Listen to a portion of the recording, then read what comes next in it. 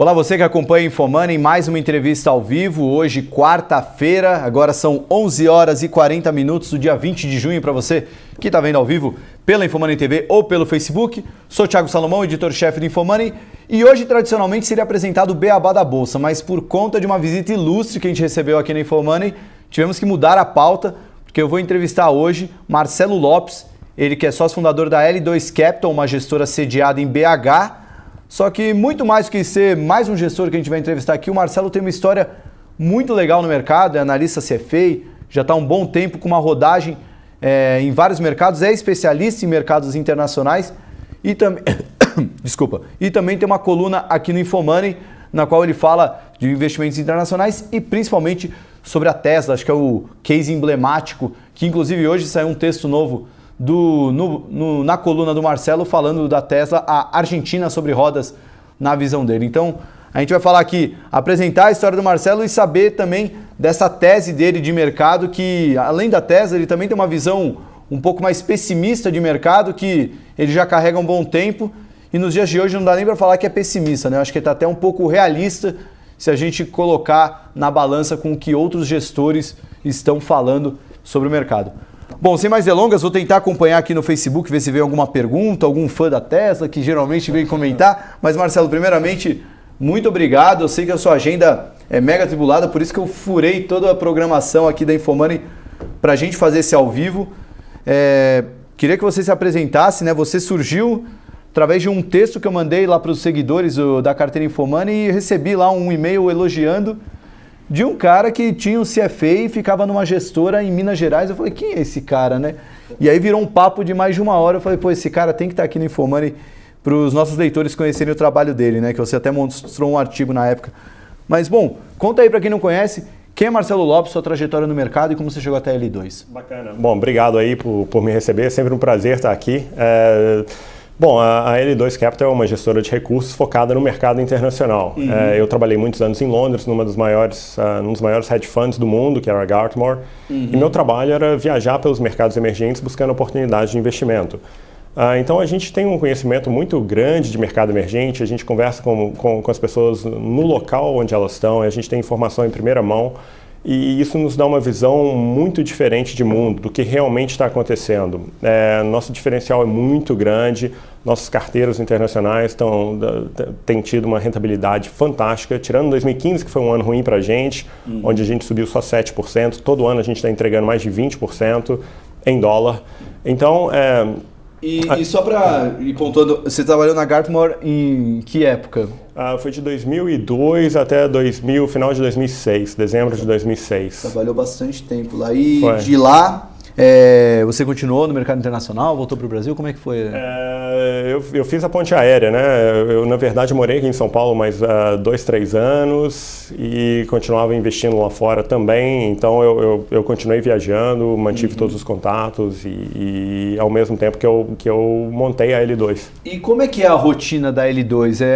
É um fundo, são carteiras administradas e esse foco aí no mercado internacional, como é que surgiu a ideia da L2? Claro. Bom, a gente acha que tem... deixa eu tentar lembrar todas as perguntas aqui. A ideia da L2 surgiu porque tem uma demanda muito grande por brasileiro que quer mandar recursos para o exterior. Uhum. E eles acabam mandando através do banco onde eles operam, normalmente grandes bancos. E eles ficam muito à mercê do que o gerente vai recomendar para eles. Então, normalmente, eles investem em fundos que eles não sabem o que tem lá dentro, investem em bons de muito longo prazo e, às vezes, correm um risco muito grande achando que eles estão fazendo bons investimentos seguros. Uhum. A L2 veio para corrigir essa deficiência do mercado e suprir essa necessidade. A gente acha que tem um potencial grande de brasileiros que quer mandar recursos para o exterior ou que já tem recurso no exterior e precisa de alguém para fazer a gestão desse recurso de uma maneira profissional, de uma maneira com que ele vá ter um retorno interessante naquele investimento. Mas aí é um fundo ou é uma... A gente tem várias carteiras administradas, a gente faz a gestão de acordo com o que o cliente faz. E agora, especificamente, é por isso que eu inclusive estou aqui em São Paulo, a gente está levantando um fundo para investir no mercado internacional. Vai ser o nosso primeiro fundo, um fundo offshore. para investidores brasileiros que querem investir no mercado internacional. Legal. E aí você está fazendo por São Paulo? A gente já fez em Belo Horizonte, estamos aqui em São Paulo agora e a gente deve fechar esse fundo até provavelmente final da semana que vem. Legal, muito bom. Bom, então vamos falar agora um pouquinho da sua visão de mercado, né? Quando eu te conheci, você trouxe um texto que não vou lembrar exatamente a época, mas foi ano passado, mais para a primeira metade do ano passado, e um texto carregado de uma visão bem preocupada de mercado, vamos dizer assim, né? Que o juro ia subir nos Estados Unidos, então a alta das ações americanas que estavam sendo muito influenciadas por recompra de ações das empresas que estavam aproveitando esse juro baixo não iria mais acontecer, isso poderia causar um estouro da bolha e, enfim, era uma tese que, pelo menos para o mercado internacional, as coisas não caminharam tanto assim, né? Mas olhando para o mercado doméstico, quando eu li aquele texto, eu falei, nossa, mas está tudo tão lindo aqui, né? A bolsa subindo tanto, as coisas funcionando tão bem. Hoje já é um cenário completamente diferente aqui em Brasil. Eu sei que seu foco é muito mais no mercado internacional, mas eu queria saber, porque a gente aqui na InfoMoney, principalmente que tem a carteira InfoMoney mega focada em bolsa e olhando para o Brasil, a gente já está preocupado com o cenário doméstico, que piorou drasticamente, principalmente após maio, com a greve dos caminhoneiros, todos os impactos econômicos e políticos que isso trouxe. Mas o cenário internacional, como é que está? Piorou de lá para cá? Você está mais preocupado? Você está um pouco menos preocupado? Como é que está a sua visão para o mercado internacional? Vamos lá. Minha visão mudou muito pouco, tá, Thiago? O que aconteceu? No meio do ano passado, a Argentina, por exemplo, lançou bonds de 100 anos, pagando 8% ao ano. Na época, eu ainda escrevi o texto sobre a Argentina, falando, olha, é um país quebrado, nos 200 anos de história da Argentina, ela já entrou em default 8 vezes, 5 no último século, a última em 2014. Ela tem problemas, só um maluco vai comprar um bond desse. E o bond foi oversubscribed, todo mundo queria comprar a Argentina, era queridinho do mercado, o bond estava $108, hoje está abaixo de 80. Os mesmos problemas que a Argentina tinha um ano, ela tem hoje. Só que naquela época o pessoal se recusava a ver, hoje o pessoal está começando a enxergar. Da mesma forma, a Turquia tinha os mesmos problemas, o Brasil tinha os mesmos problemas, não passou reforma, tem eleição no final do ano, tem uma série de pequenos problemas que se materializassem iam se transformar em um problemão. E você viu, nada disso era novidade. Os Estados Unidos estão subindo os juros, avisou que ia subir os juros, não é que pegou todo mundo de surpresa, mas os mais fracos vão entregando os pontos antes. Você vê, em dezembro o Bitcoin estava $19 mil, hoje está 6 mil e alguma coisa. Então, à medida que o tempo vai passando, as bolhas vão estourando, a mais inflada primeiro, o Bitcoin era um absurdo, mas as mais frágeis vão sendo atingidas. E vai tendo um efeito uma na outra. A gente acha que agora é o momento de ter cautela, não é o momento de correr risco. As pessoas tendem a projetar o cenário para frente, o mesmo que elas acabaram de ver. Então, se está tudo bem agora, elas acham que daqui para frente vai ser tudo bem e assim por diante. E no começo do ano eu ainda escrevi sobre o Brasil. Eu sei que o nosso foco é mercado internacional e eu nem gosto de entrar muito no mercado brasileiro. Mas estava uma empolgação tão grande em janeiro que no final de janeiro eu ainda escrevi: só porque você quer um retorno maior, porque a taxa de juros está caindo, não significa que é hora de você correr mais risco. Só porque você quer um retorno maior, não quer dizer que o mercado vai te dar. Muito pelo contrário, agora é a hora, como está todo mundo correndo risco para ter um retorno maior, agora mais do que nunca é a hora de você ter um pouco mais de cautela, porque normalmente quando está todo mundo do mesmo lado do barco, o barco vira. É aquela associação, porque a Selic indo agora para baixo de 7%, Sim. Muitos fundos principalmente, né, teriam que aumentar o risco para manter o retorno, um retorno tão interessante como era com a Selic lá nos 14%. Né? Exatamente. Então a gente acha que agora é hora de ser prudente, reduzir risco, e eu estou falando isso no mercado internacional, tá? Ter talvez uma exposição a ouro, alguma coisa desse tipo. E então esse movimento do dólar, né, principalmente olhando para o Brasil, que chegou a bater R$4, agora está ali normalizando nos 3,70, 3,75, tem então uma bela dose aí de mercado internacional, né? Esse aperto monetário, por mais que fosse super esperado nos Estados Unidos, vai causar impactos práticos, né? Não é porque era esperado que não ia causar impactos. Sim. Você vê dessa forma? Claro, e você vê taxa de juros subindo nos Estados Unidos, tem 10 anos que o mercado americano está subindo, ininterruptos. Isso não acontece há muito tempo. Normalmente os ciclos nos Estados Unidos são de 6 anos e meio. Então, a cada 6 anos e meio tem uma recessão. A gente já está em 10 anos, então a gente já passou da hora de ter uma recessão. A economia americana, o pessoal acha que ela está indo bem, não está. O que está acontecendo é que tem uma super alavancagem lá, absurda. À medida que a taxa de juros está subindo, a gente vai começar a ver problemas lá. Você não sabe onde que vai estourar a bolha, mas é um momento de você ser prudente. Você vê que em 98 o Fed baixou os juros, teve um problema em 2000, quando ele voltou a subir a taxa de juros. Depois logo em seguida, a única coisa que o Fed sabe fazer, baixou a taxa de juros de novo, criou uma bolha muito maior do que a da internet, que foi a bolha do mercado imobiliário, e à medida que o Fed foi subindo os juros, estourou essa. Agora a gente está numa bolha muito maior e a gente não consegue ver a bolha porque não tem um setor específico, não é internet, não é mercado imobiliário, é a bolha de tudo, porque a taxa de juros ficou tão baixa, ficou a zero por 7 anos praticamente. E agora ela está subindo aos pouquinhos. E ainda teve operação QE1, QE2, operação Twist, QE3. Então, o volume de liquidez que tem no mercado hoje é absurdo.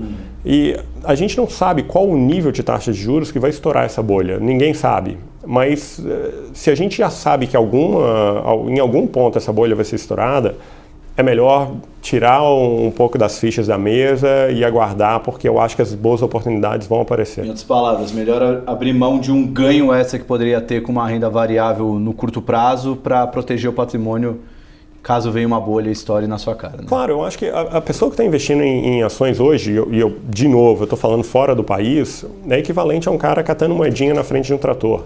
Então, se tudo der certo, ele vai sair com umas moedinhas no bolso que não vão fazer diferença na vida dele. Mas se alguma coisa der errado, o trator vai passar em cima. Então, o risco-retorno realmente não compensa. É melhor aguardar e esperar uma boa oportunidade para entrar. Bom, sei que seu horário é apertado, então vou já emendar 2 perguntas na última, porque você trouxe uma visão bem pessimista, mas eu queria saber, então, o que você faz na prática, onde é que você investe fugindo disso? É até legal porque quando a gente fala com o gestor faz muita coisa que a gente não pode fazer em casa, né? Às vezes faz alguma operação estruturada, o próprio investir em ouro, investir em outros materiais básicos não é acessível para a pessoa física. E a segunda pergunta, eu queria que você só concluísse um pouco desse um spoiler do seu texto aí sobre a Tesla que você publicou hoje. Já é mais um texto sobre a Tesla, mas por que você defende essa tese que ela é uma Argentina sobre rodas? Tá, então vamos lá. Começando pela Tesla. A empresa, todo mundo fala que é uma startup, mas não é. Ela já tem 15 anos, não consegue dar lucro. E ela não consegue dar lucro com um pequeno detalhe. Ela não teve concorrente nesses anos todos e ela ainda tem um subsídio do governo norte-americano de $7.500 por carro vendido. O subsídio acaba agora para ela, para a Tesla, no máximo agora no 3º trimestre, justamente quando começam os subsídios e começa a concorrência. Então, começam os subsídios da concorrência e começa a concorrência. Então, a gente está vendo aí Jaguar, Porsche, Volkswagen, Toyota, Kia, Volvo, praticamente todas as montadoras começando a lançar veículos elétricos entre esse ano até 2020 e 2021. Quando a Tesla está...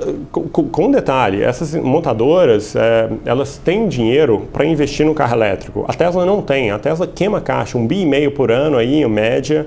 A gente acha que o CEO vai ter problemas com a justiça, para falar o mínimo, porque ele vive no Twitter.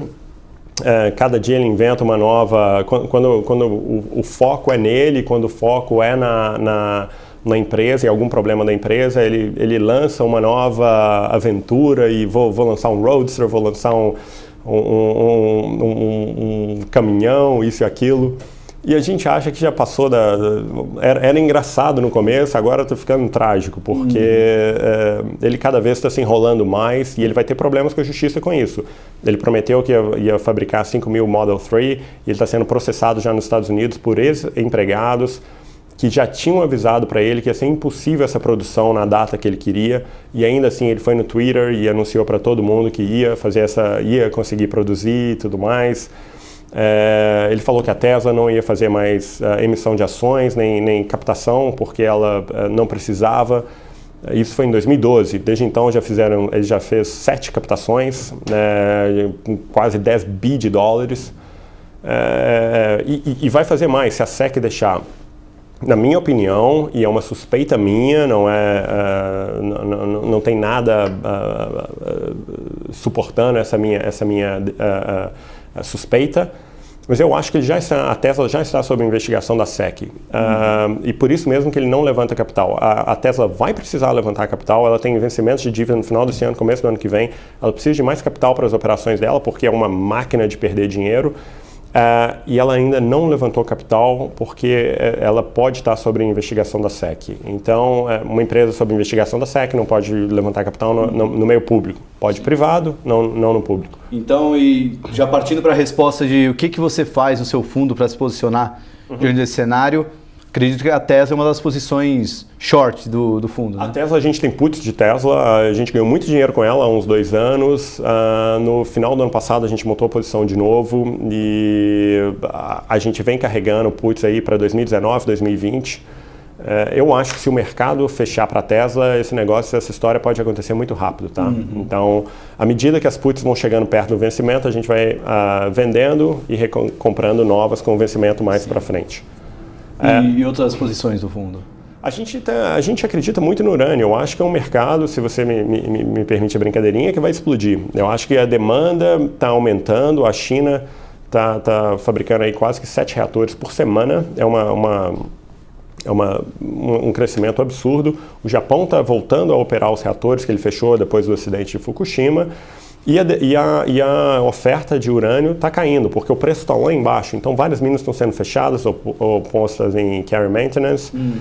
E esse ano já vai ser o primeiro ano que vai ter um déficit de urânio. E eu acho que a partir do ano que vem, então, essa história vai ficar muito melhor. E para quem está se posicionando agora, tem um bom potencial de alta. Só para finalizar, uma perguntinha prática, como é que se opera urânio? Em que mercado que você compra urânio? A gente tem várias posições na Austrália, na África e no Canadá. É contrato futuro? Não, de mineradoras e exploradoras. Então são ações de empresas que produzem urânio. Há pouco tempo, o Yellow Cake, que é um fundo que foi lançado em Londres, deve ter umas 2 semanas, ele está captando $200 milhões para investir na compra de urânio. Ele vai comprar urânio físico, o Yellow Cake, vai armazenar lá na Chemical, que é a maior produtora listada do mundo, justamente porque ele está apostando numa alta no preço. O preço do urânio hoje está um pouco acima de $23. Antes de Fukushima estava $73, ou seja, tem muito campo ainda para subir.